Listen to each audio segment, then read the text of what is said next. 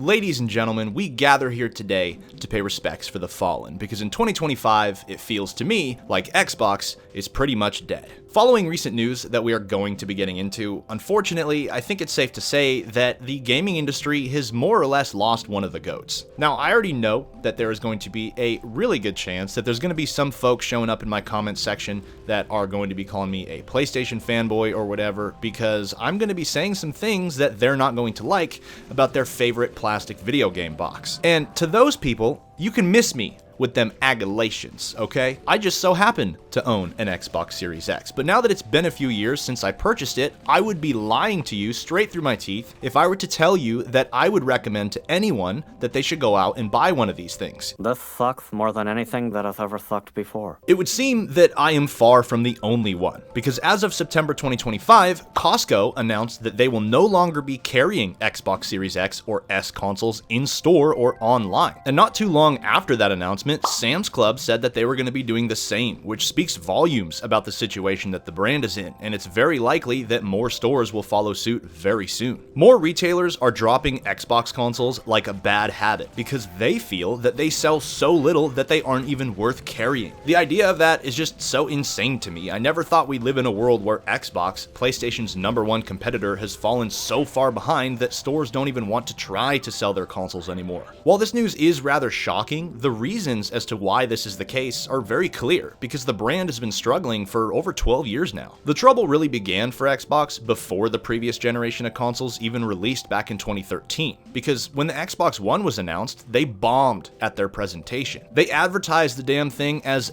the place to watch your favorite TV shows and movies instead of like a video game console, where people would want to, play video games like they did on the Xbox 360. You're just ruining it.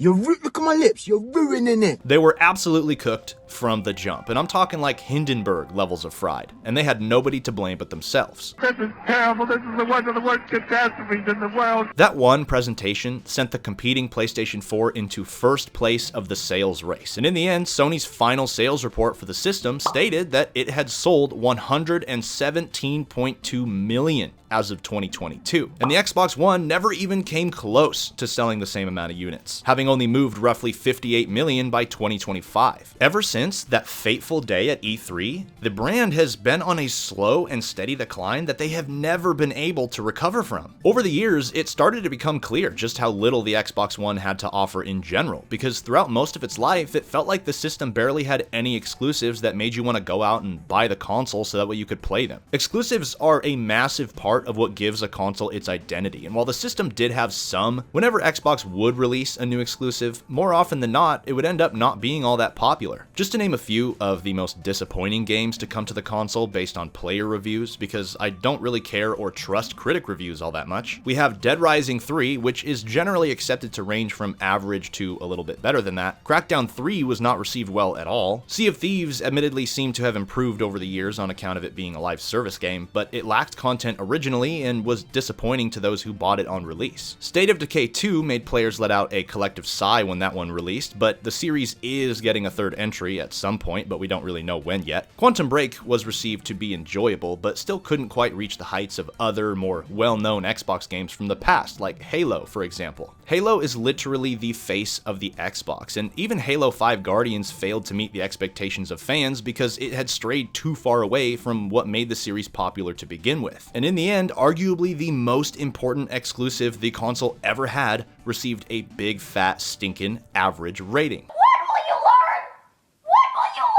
I will say I do think it's always important to keep in mind that just because a game's reviews deem it to be average doesn't mean that there aren't loads of players out there that enjoy said game, because it wouldn't surprise me at all to hear that many people do. Everyone's got an opinion after all. Having a majority of your system's offerings be a shrug of the shoulders is a damn effective way to get your customers to look to your competitor for higher quality entertainment. Fucking thing sucks! This trend only continued into the current generation of consoles with the Xbox Series S and X. Halo Infinite got got off to a rough start because it was meant to be a launch title with the new systems when they dropped in 2020, but was delayed by an entire year because the visuals weren't up to snuff. But it did look like the developers were on the right track, so fans were excited for it regardless. When it eventually did release, it got a lot of positive reception, but over time, the love surrounding the game had soured big time because 343 just couldn't make good on the many promises that they had made. And it got so bad that 343 now basically has ceased to exist and was reforged into Halo Studios in an effort to put some distance between the new development team and the failures of the previous one. Honestly, I enjoy playing Halo Infinite from time to time because I think it's pretty fun. But it can't be denied that yet again, Halo, the face of the Xbox, has been left in a place that has even the most diehard of fans feeling disillusioned with how the series will continue going forward. Another studio under the Microsoft umbrella that really needs no introduction is Bethesda, and they have also failed to provide experiences that are worth owning an Xbox for. Microsoft purchased Bethesda back in 2021 when they were smack dab in the middle of developing Starfield, and it was pretty obvious even before it was official that it was going to be an Xbox exclusive. As a matter of fact, I purchased my Series X to play Starfield because I felt they had proven themselves to me with Fallout 3, 4, and Skyrim. And it was also my first Bethesda game that I picked up on launch day, so needless to say, I was really looking forward to trying out a brand new IP from a developer that I kinda like. Well, Starfield was a huge waste of $70 for me. Everything about it was boring and forgettable, and I couldn't even make it to the end, let alone the overpriced and equally criticized DLC called Shattered Space. My disappointment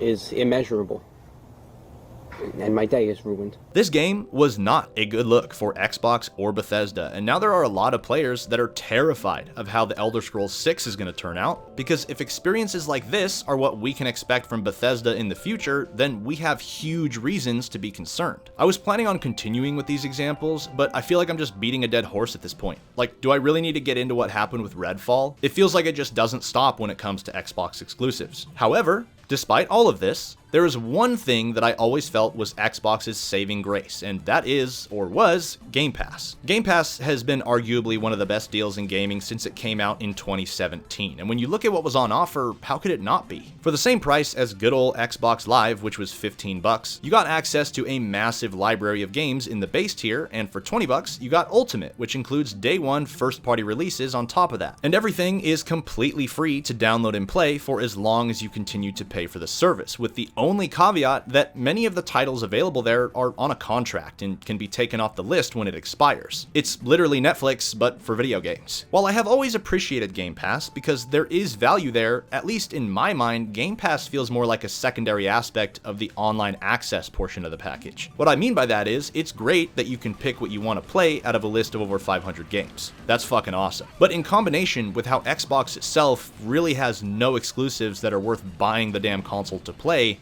in reality, how many of those 500 titles are you gonna play? Most people that I know that pay for Game Pass to use the Game Pass, including myself, are only playing 1 or 2 games, and because of that, I've never really felt the need to keep my subscription going continuously. I've only ever gone to the store to pick up one of those $20 Game Pass cards so that way I could take advantage of it for a month if there was a game that I was interested in trying out, because I didn't want to buy it knowing there was a chance it wouldn't click with me. On top of that, in the back of my mind, I've always wondered how it's even possible that Xbox could run Game Pass and make a profit, especially since they let you play brand new games there without having to purchase them. Why isn't it possible? It's just not. Why not, you stupid bastard? We all know how expensive games are to develop in this day and age. We're talking hundreds of millions of dollars that is meant to be recouped by the players purchasing their games at retail price that they are now not getting, at least immediately. I remember Game Pass coming out, and it sounded great to me, and knowing that PlayStation doesn't like it when Xbox gets ahead of them, I was curious if we'd see something similar from them. But that day never came. They do offer other tiers of PlayStation Plus that get much more expensive and give you more perks as well as games, but it's nothing like Game Pass. I think the reason for that is because they're also well aware that such a business model isn't sustainable or profitable enough to make it worth it to them. I mean, look at how all the TV streaming services are doing. It feels like we're constantly hearing about how the CEOs of all these competing companies feel like streaming was a mistake because they've all lost more money than they were hoping that they would. But every single one of them banked so so hard on being the service of all services that they have no choice but to push on with it anyway. It was even reported recently that Xbox lost over 300 million in sales for Call of Duty Black Ops 6 because when it came out, it just went straight to Game Pass. What a fucking L, holy shit. Xbox is in the exact same situation now, and evidently they're feeling it just as much, if not more, because over the last year, they've laid off a shitload of staff and outright closed multiple development studios. Now, they've changed the Game Pass subscription plans and are now charging an additional $10 a month for Ultimate, despite literally everyone telling them that they don't have enough to offer. Due to this new price hike,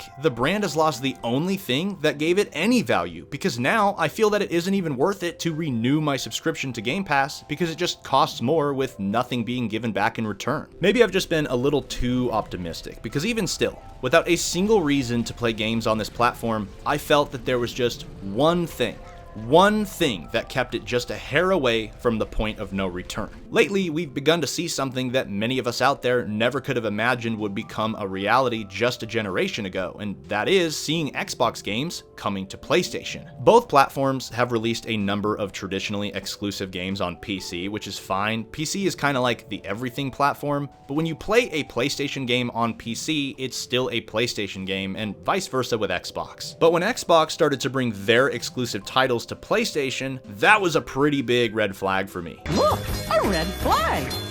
What do we do when we see a red flag?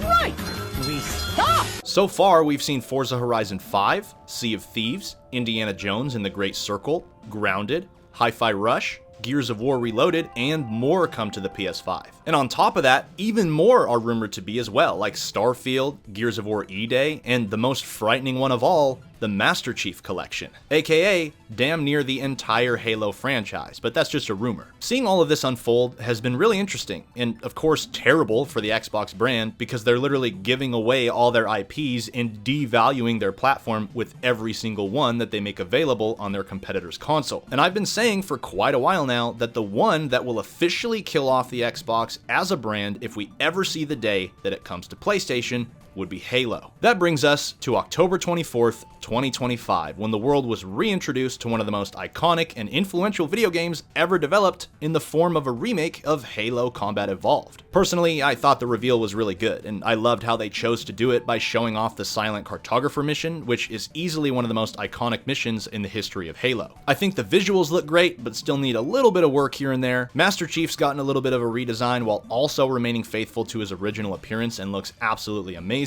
The weapons, vehicles, and enemies look as spiffy as always, the driving looks as good as it has always been, and they seem to have designed the game to work well with sprint, which is for some reason incredibly controversial among a lot of diehard fans. At face value, this seems like the easiest and fattest W that the brand could get right now, but at the same time that Xbox has decided to reinvent the most iconic game that they have ever made, they also felt that they needed to put the final nail into their own coffin, because at the very end, we get a release window sometime in 2026, as well as the news that Halo Campaign Evolved will be releasing on the PlayStation 5.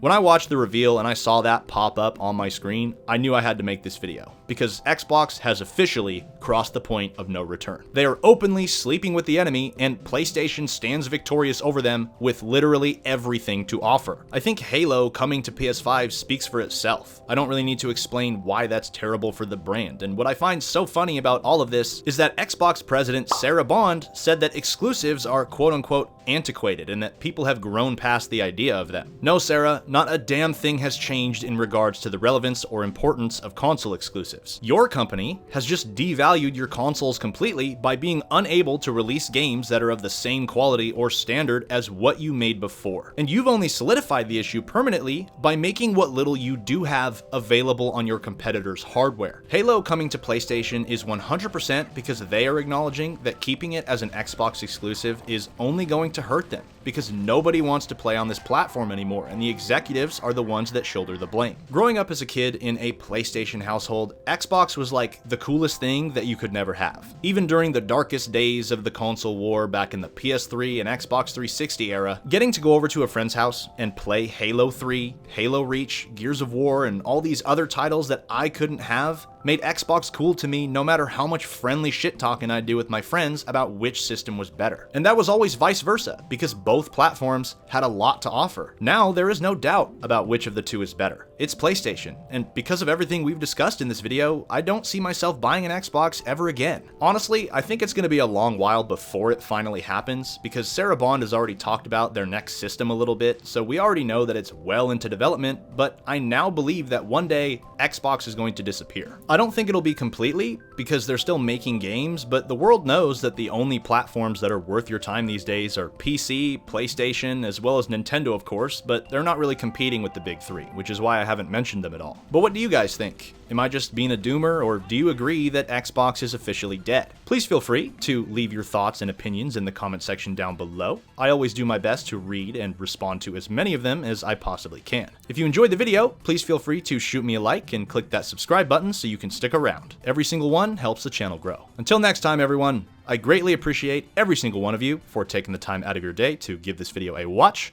and I will catch you guys later.